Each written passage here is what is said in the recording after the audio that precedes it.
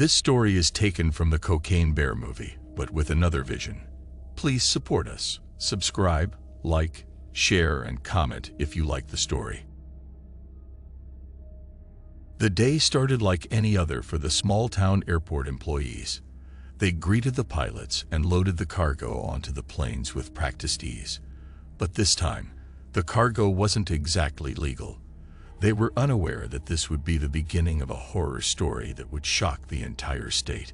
The sound of the twin-engine Cessna landing sent a ripple of excitement through the airfield.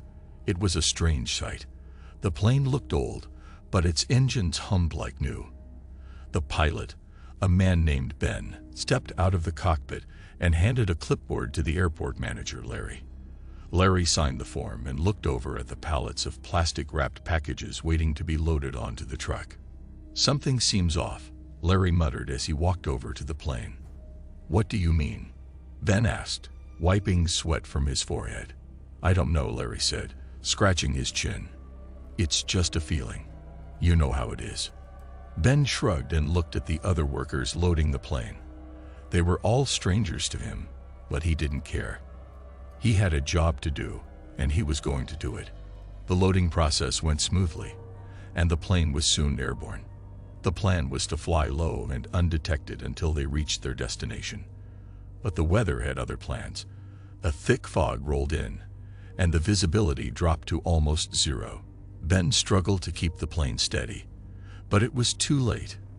The left wing clipped a tree, and the plane crashed into the forest below. The sound of the crash echoed through the trees, and the locals rushed to the scene. They found the wreckage, but there was no sign of the pilot or the cargo. The forest was eerily quiet, except for the occasional sound of twigs snapping underfoot. As the sun began to set, the first responders called off the search for the night. But the forest was far from safe. Something was stirring in the trees, something that had caught the scent of the missing cargo. And it wasn't human. The sun had set, and darkness had engulfed the forest. The night was quiet except for the sound of insects and the occasional hooting of an owl. But as the darkness deepened, a faint rustling could be heard among the trees. The beast had found the cargo, and it was hungry. Its senses were heightened by the potent smell of cocaine emanating from the packages. The bear, a massive 500-pound apex predator, had consumed a large quantity of the drug, and it was now in the grips of a cocaine-fueled rage. Meanwhile, a group of campers had set up their tents in the forest. They were a motley crew of tourists, teenagers, and young adults. The campers were unaware of the danger lurking in the woods, but they would soon find out. As they sat around their campfire, roasting marshmallows, they heard the sound of twigs snapping. They brushed it off, thinking it was just an animal passing through.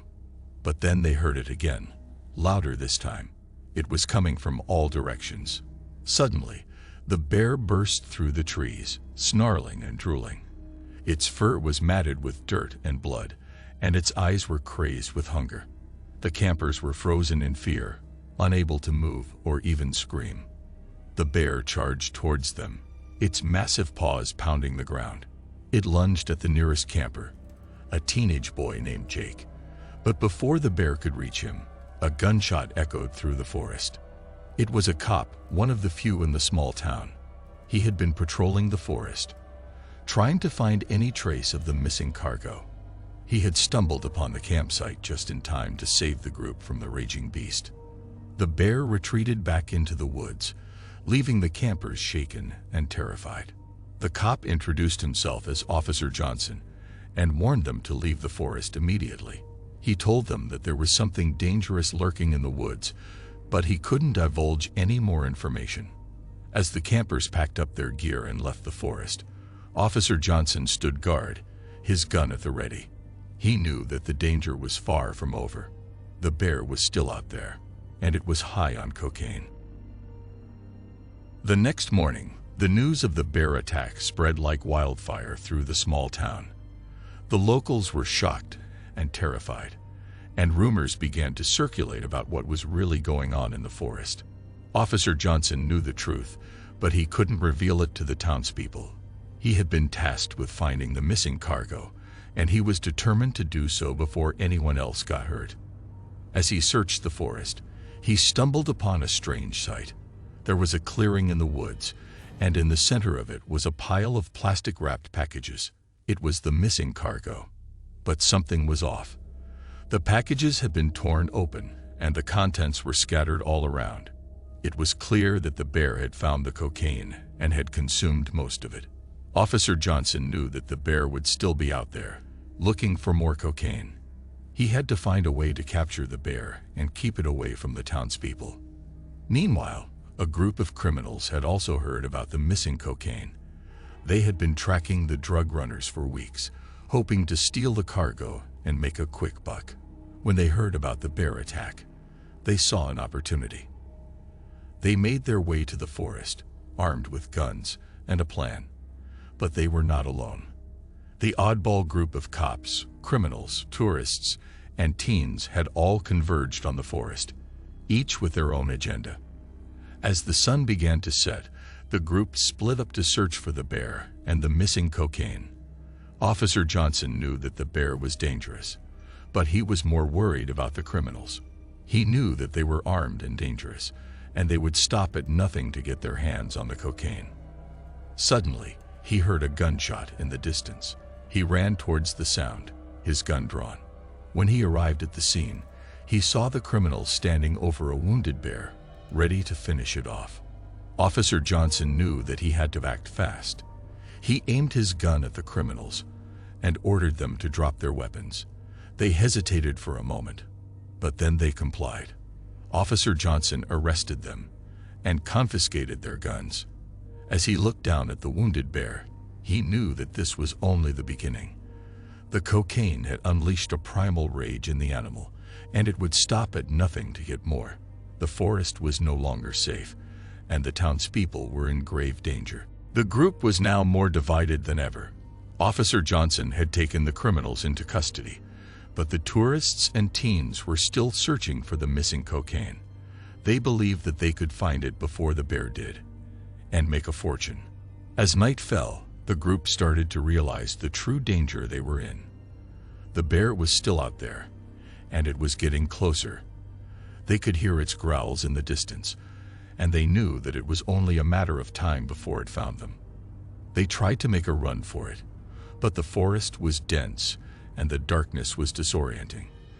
They soon found themselves lost, and the bear was closing in. The tourists and teens were terrified, but the criminals saw an opportunity. They could use the chaos to their advantage and escape. They whispered amongst themselves, and one of them quietly slipped away into the darkness. Officer Johnson knew that they couldn't let the criminals go. He ordered the others to stay put and set off in pursuit. He caught up to the criminal just as he was about to make his escape. The two struggled, and Officer Johnson was able to apprehend him. But the bear was getting closer. They could hear its heavy breathing and the sound of its claws scratching against the ground. The group knew that they had to find a way out. Just then, they saw a light in the distance. It was a cabin nestled deep in the forest. They ran towards it, hoping that it would provide shelter from the bear. As they approached the cabin, they heard a voice from inside. It was an old man who had been living in the forest for years. He warned them about the bear and told them that they were trapped. The group huddled together in the cabin, listening to the bear's growls outside. They knew that they were in grave danger and that they might not make it out alive. As they waited in the darkness, the old man began to tell them a story. It was a legend about a cursed object that was said to bring about the destruction of anyone who possessed it. The group listened in silence as the bear continued to prowl outside. Suddenly, they heard a loud crash. The bear had broken through the door, and it was standing in the doorway. The group was trapped, with nowhere to go. As they stared into the bear's wild eyes, they realized that they were not just trapped in the forest.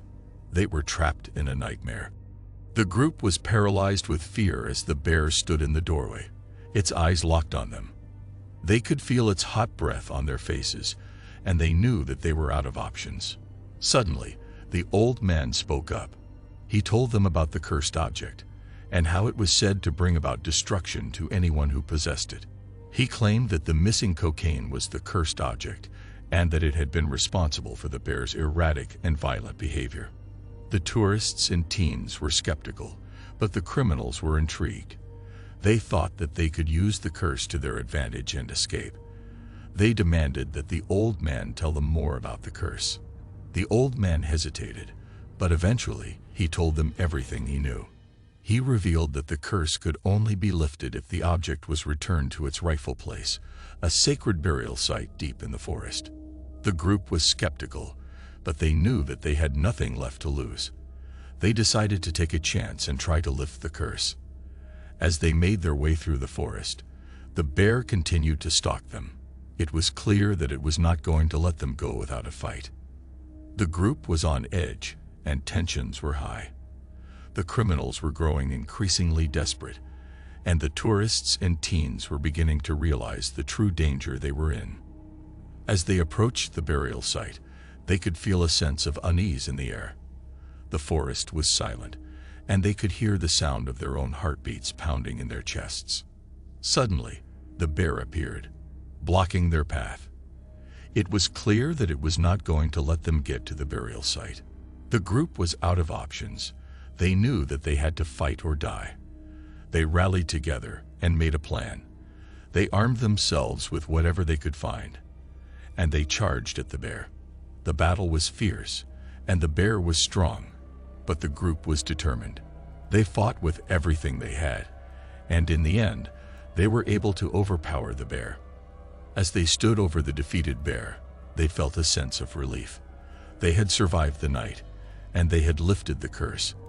They had finally found a way out of the nightmare that they had been trapped in. But as they looked around at the destruction that the bear had wrought, they knew that they could never forget the horrors that they had experienced in the forest. They had been changed by their ordeal, and they would never be the same again. The group emerged from the forest battered and bruised, but alive. They were met by a swarm of police officers and paramedics who had been waiting for them on the edge of the woods. As they were examined and treated for their injuries, the group couldn't help but feel a sense of relief. They were finally safe, and the nightmare was over. But as they looked around at the chaos and destruction that had been wrought by the bear, they knew that their lives would never be the same. The drugs that had caused so much pain and destruction were now gone, but the scars they had left behind would never fade. The tourists and teens were grateful to be alive, but they were also deeply shaken. They had never imagined that a simple camping trip could turn into a nightmare of such epic proportions. The criminals, on the other hand, were furious. They had lost everything, and they blamed the old man and the curse for their misfortune. They demanded that the police arrest the old man and charge him with their crimes. But the old man was nowhere to be found. He had disappeared into the forest, leaving behind nothing but a trail of footprints and a lingering sense of unease. As the group was loaded into ambulances and taken away from the scene, they couldn't help but feel a sense of sadness. They had survived the night, but at what cost? The forest had claimed its victims, and they would never be the same again. As they drove away from the forest, the group was left with nothing but their memories of the horror they had experienced. They knew that they would never forget the bear that had consumed the missing cocaine, and they would always wonder what had become of the old man and the cursed object that had brought them to the edge of death. But as they looked ahead to the future, they also knew that they had a second chance. They had been given the gift of life, and they were determined to make the most of it. They vowed to never forget the lessons they had learned in the forest, and to always be grateful for the precious gift of life. This story is taken from the Cocaine Bear movie, but with another vision. Please support us. Subscribe, like, share, and comment if you like the story.